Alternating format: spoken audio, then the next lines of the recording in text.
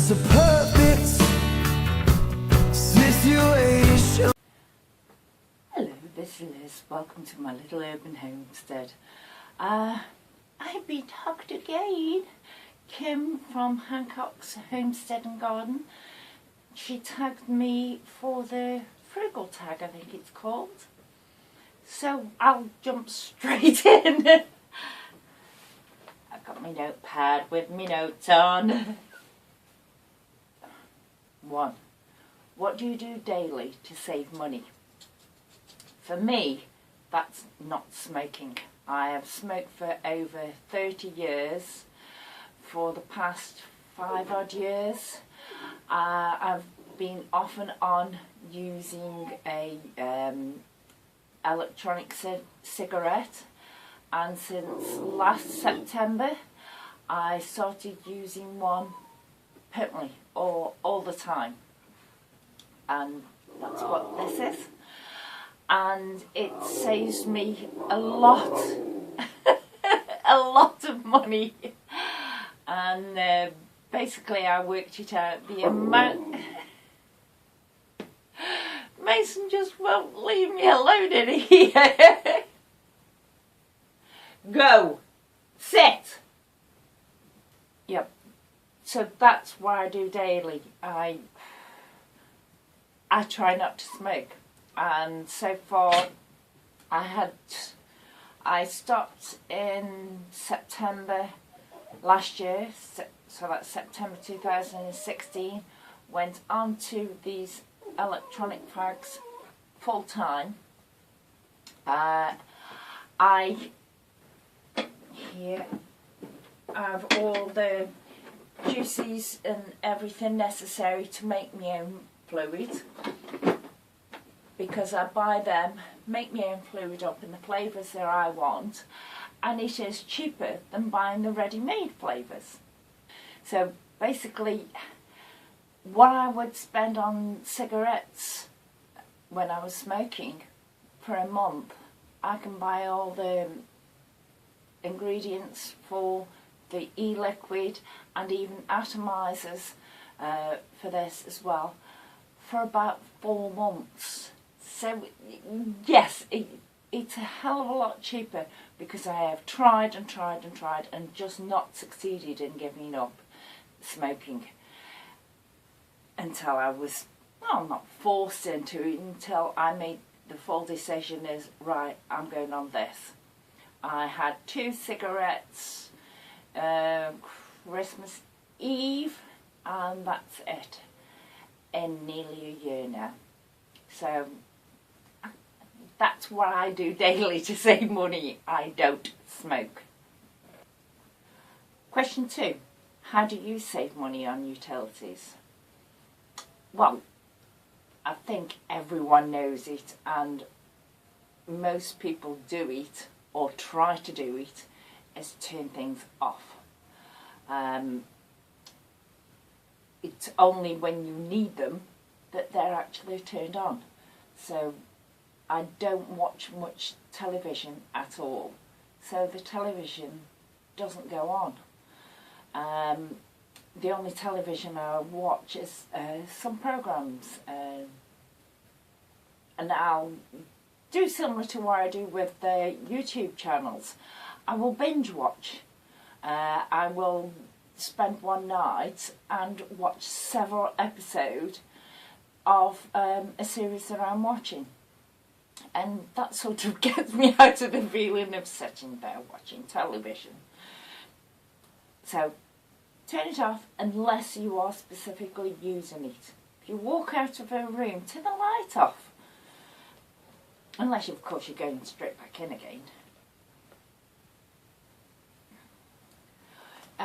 And we don't have air conditioning in the house, but over winter, when it's obviously cold, the heating's on.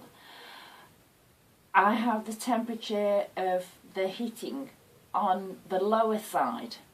I can't remember what the dial actually says, but I know if I walk into my parents' house, it is very hot.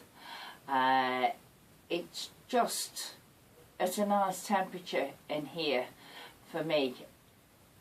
I keep it a bit on the low side, and even when they came round to check the gas and the central heating and everything, because this house is rented, they came and checked them, and they looked at it and they said, "Oh, you keep your thermostat low."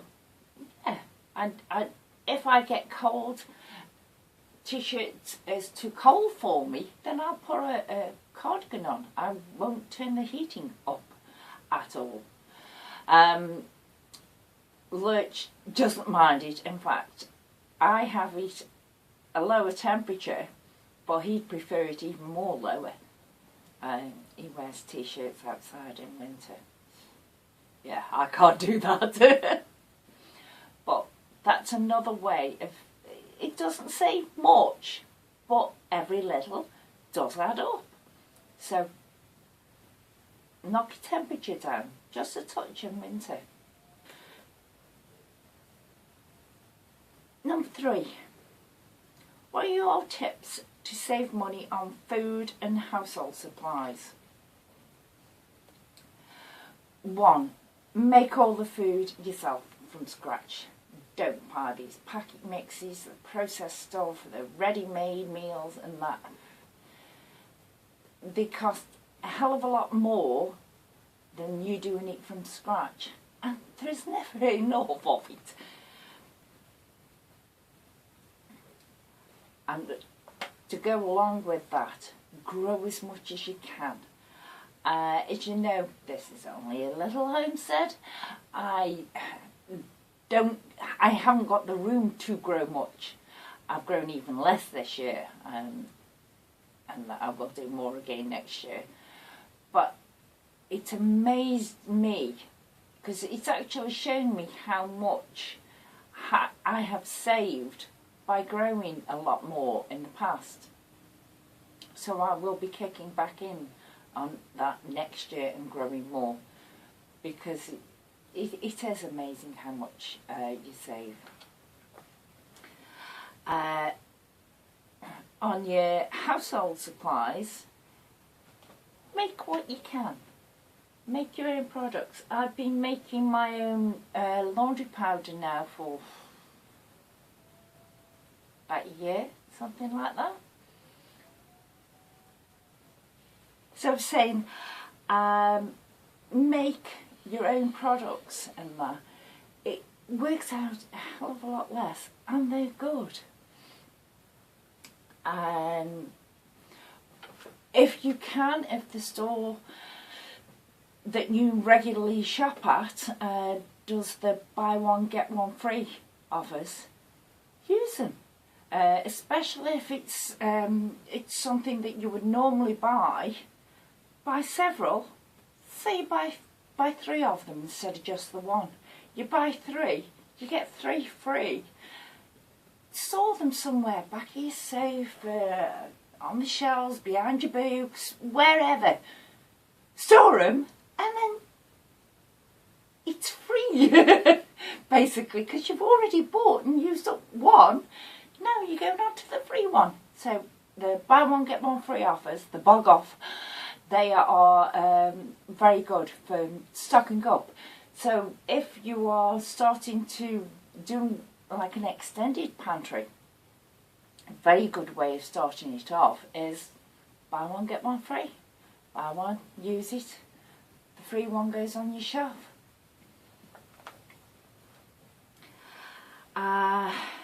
4,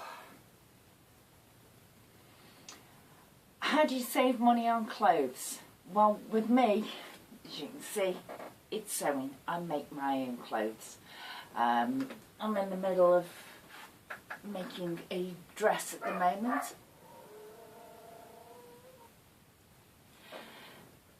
That is Mason barking and howling. Yeah, make your own clothes. If you have got a sewing machine and you know how to do it, then do it. Nothing's stopping you at all. Just because it isn't a fancy name brand doesn't mean it isn't good. It is a fancy name brand. It's your name, so it's your brand.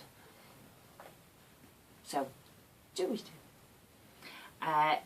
If you haven't got a sewing machine, or you can't sew, you've tried, is basically see if you can get your clothes from a charity shop, or in America I think they're called thrift stores. He's back upstairs. Yeah. So buy from those places. You can get some really, really good stuff from those places.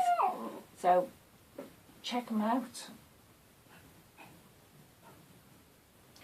And also when you go clothes shopping, before you go and look at all these other rails and that, look around, find the clearance rail.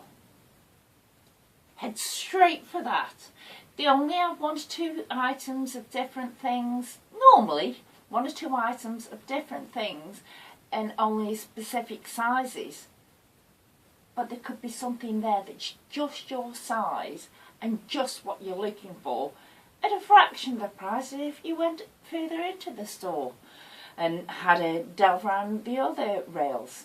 So always check the clearance rails first.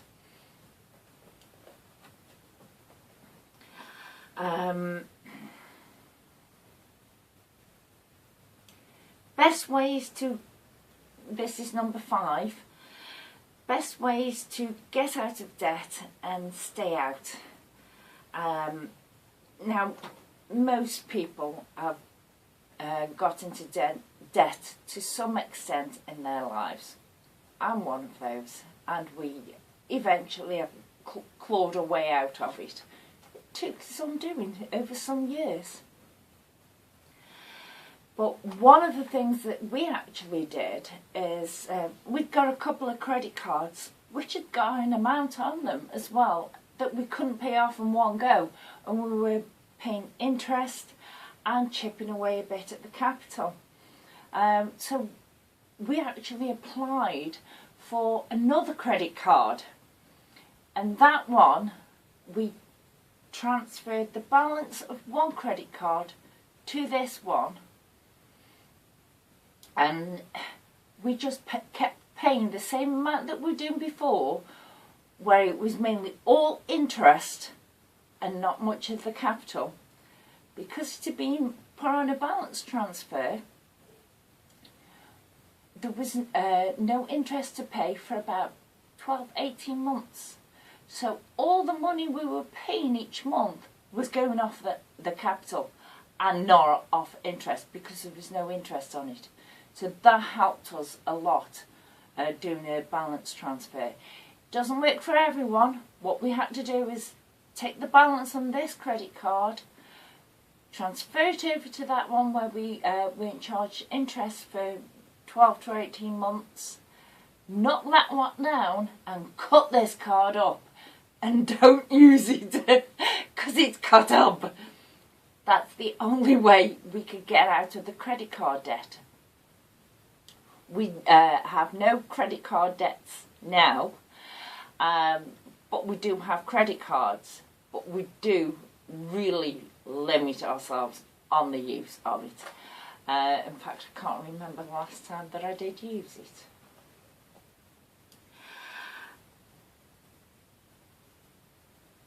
Another way is to actually pay a little extra each month. So another way is you wait a few days before you actually buy it. I'm not on about your shopping for your food and that. Obviously, you need it, you go out and you buy it. But if it's a product such as clothes or car seat covers or a new lampshade, whatever, wait a few days. One, you might see something else that you prefer more and it's for a less price, and you can get that one. Two, you might even decide that you don't really want it anyway. It would have been more like an impulse buy. So you don't buy it. So that saves you money. And if you still at the end of a few days think, yeah, I can do it, then go in for it. After you've looked at how much a thing is, can you budget for it, can you afford this month to buy it, or should I wait till next month to buy it? So those couple of days gives you that buffer zone. And another good tip is, as much as you can, try to use cash. You go in several shops and you use your debit card, so it comes straight out of your bank account. It doesn't always feel like you are buying them, you know, spending money on them. But if you have to go into your bank or to the hole in the wall to get cash out, you feel that. So it makes your purchases more personal. You know, you can get a handle around it better. And so always try to use cash. And also, if you try and draw the money out and it isn't in there, you can't get it out. So you can't go and buy. So that can stop you from doing impulse buys. Last one. Name one thing to save money that nobody knows.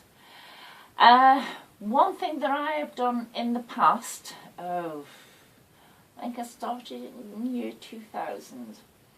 I started, say, a mini ISA where £50, wasn't much, but £50 a month came out of my account and went into the mini ISA. And I tried to see it as a bill. I'd got to pay the ISA bill of £50. Now, after a few months, I guarantee something happened. One washing machine broke or something else went, and I needed a couple of £100. I had it. I was able to transfer it out of the ISA and use it. But there came a point where I didn't actually need to draw on the money that was in the ISA. I'd been thinking of it as a bill to pay, and so it went out of my account every month. So after a year, I'd got all that money saved up, and it amounted to a fair bit. Now you can do what you want. You could leave it there and just carry on adding to it. You could draw it out, and which is what I did, and use it to buy other things that were more expensive.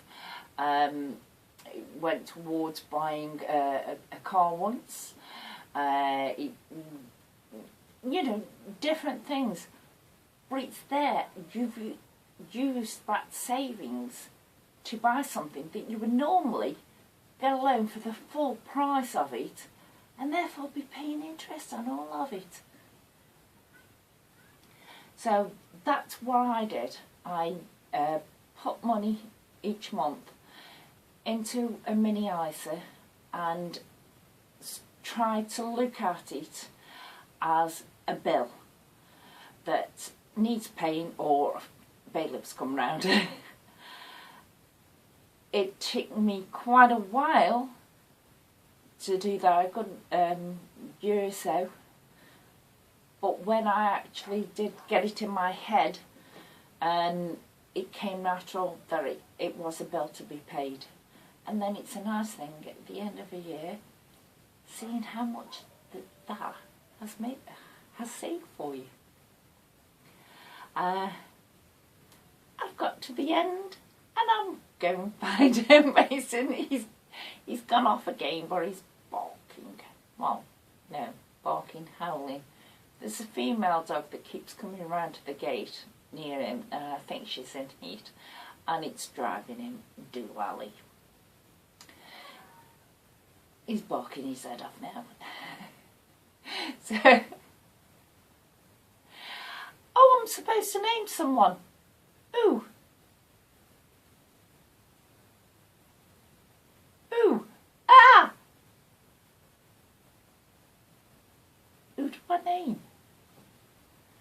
there's Emma from Misfit.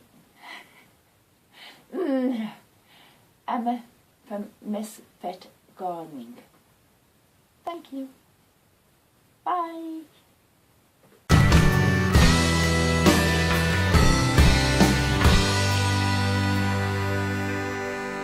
It's a